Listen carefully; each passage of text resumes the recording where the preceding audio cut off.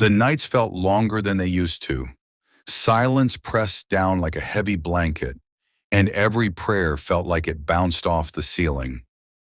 The weight of unanswered questions and the sting of disappointments had drained every drop of hope.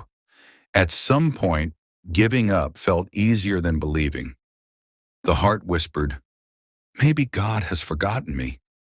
Maybe this is the end of my story." Days blurred together.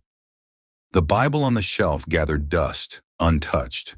Smiles became forced, and laughter disappeared completely. Faith, once alive and burning, had dimmed to a flicker that seemed ready to die out. There was no strength left to fight, no courage left to stand.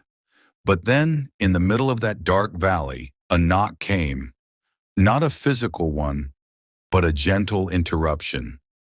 A friend's voice broke through the silence, not with judgment, not with empty words, but with the word of God. Verses spoken softly, reminders whispered with conviction. "The Lord is close to the brokenhearted. Come to me, all you who are weary and burdened, and I will give you rest." Those words hit differently. They weren't just scriptures read aloud. They were lifelines, anchors in the storm. The tears that had long been held back finally fell, not in despair this time, but in release. The heart that thought all hope was gone began to feel a spark again. It wasn't an instant miracle. The problems didn't vanish overnight, but something shifted on the inside. The same pain that once felt unbearable began to look like soil where God could plant something new. The heavy silence was broken by prayer once again, this time not out of duty, but out of raw honesty. A cry from a wounded soul to a God who still listens.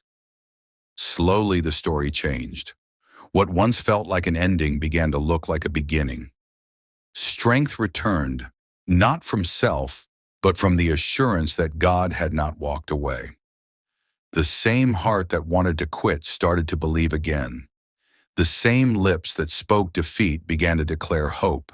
And in that moment it became clear. The story wasn't over. God was still writing. What seemed like ashes was becoming beauty. What looked like failure was becoming testimony. Because sometimes all it takes is a word spoken in season, a reminder of truth, for a weary soul to rise again.